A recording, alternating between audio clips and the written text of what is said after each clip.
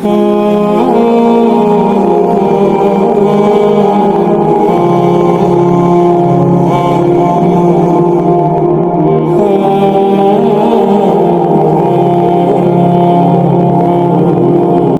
کی وسعتوں اور اس کے کناروں سے باہر نکلنے کی جستجو میں مصروف انسان آج تک نظام کائنات کے بارے میں طرح طرح کے مفروضے اور نظریے قائم کرتا ہے اور وقت کے ساتھ انہیں تبدیل کرتا آیا ہے۔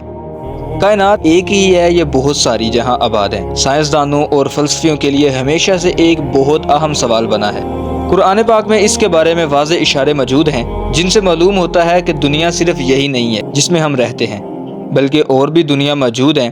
اس حوالے سے سائنسدان دو تھیوری ثابت کرتے ہیں کہ کیا ہماری دنیا کے سوا اور بھی دنیا موجود ہے اور کیا وہاں بھی کوئی ہماری جیسی مخلوق آباد ہے۔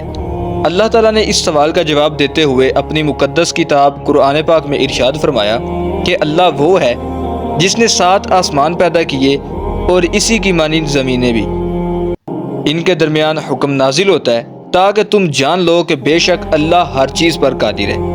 صحیح بخاری اور دیگر احادیث کی کتابوں میں اس آیت کی ضمن میں ایک روایت ملتی ہے کہ مفسر قرآن حضرت ابن عباس کے پاس ایک شخص آیا اور اس نے سورۃ طلاق کی اس آیت کی تفسیر پوچھی۔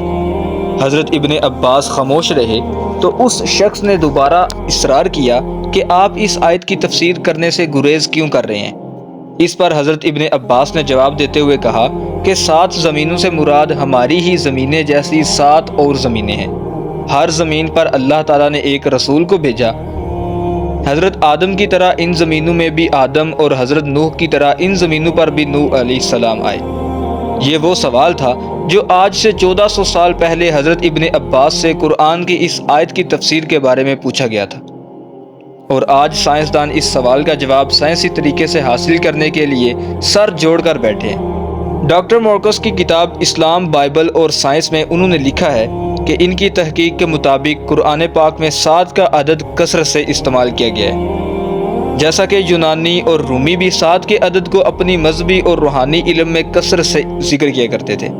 لہٰذا ممکن ہے کہ 7 زمینوں سے مراد یہ ہو کہ ہماری زمین کی ہی طرح کی 7 زمینیں اور موجود ہوں اور کسی انسان کی ان تک رسائی نہیں۔ آج سائنس کے مطابق بے شمار دوسرے سیارے اور سورج کی طرح کے بے شمار دوسرے سیارے بھی موجود ہیں، اور ہمارا نظام شمسی اس کائنات کا صرف ایک چھوٹا سا ٹکڑا بھی نہیں ہے۔ دراصل ساحل سمندر میں ریت کے ذرات کم ہیں اور کائنات میں پلینٹس، سیارے اور سورج وغیرہ اس میں کہیں زیادہ ہیں۔ لیکن قرآن پاک کی اس آیت کی بات کریں تو علماء کے درمیان مختلف آراء پائی جاتی ہیں۔ کچھ علماء کا خیال ہے کہ اس سے مراد 7 مختلف زمینیں اور آسمان ہیں، جبکہ کچھ کی آراء یہ ہے کہ 7 مختلف کائنات کی ہم شکل ہیں، یعنی اگر زید نامی شخص اس زمین پر موجود ہے تو وہ مزید 6 زمینوں پر بھی موجود ہوگا۔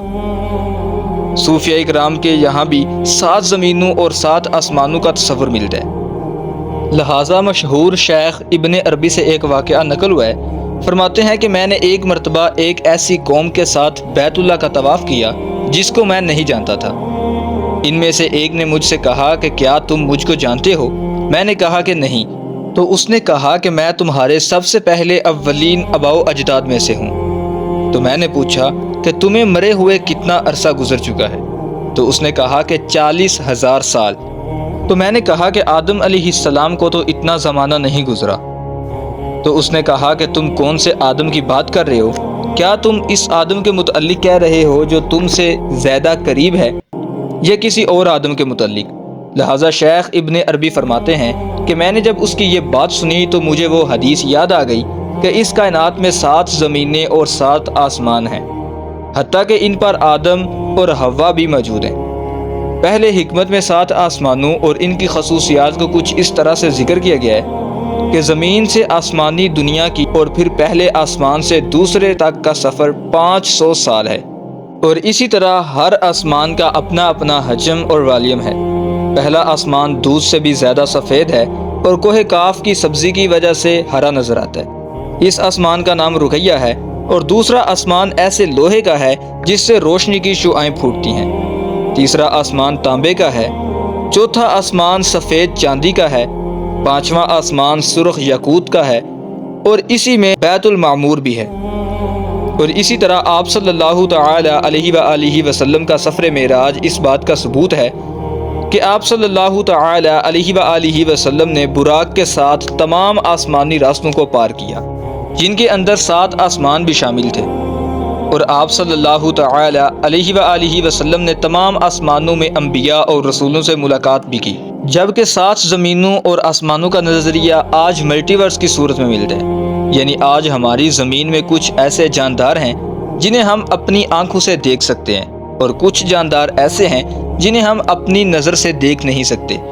بالکل اسی طرح جنات اور فرشتے بھی موجود ہیں، لیکن ہم انہیں دیکھ نہیں سکتے کیونکہ ان کا وجود ایک دوسرے ڈیمینشن میں ہے، اسی لیے ان کو ملٹی ورس کا نام دیا جاتا ہے۔ دوستو، آخر میں اللہ تعالیٰ سے دعا ہے کہ وہ ہمیں سمجھنے کی اور نیک اعمال کرنے کی توفیق عطا کرے، آمین۔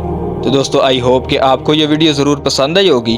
تو اگر آپ اسی طرح کی علمی اور انٹرسٹنگ ویڈیو دیکھنا اور سننا پسند کرتے ہیں تو چینل کو سبسکرائب کریں۔ Thanks for watching this video. اب ہم ملتے ہیں اسی طرح کی نیو انٹرسٹنگ ویڈیو میں، تب تک کے لیے اپنا بہت سا خیال رکھیے گا۔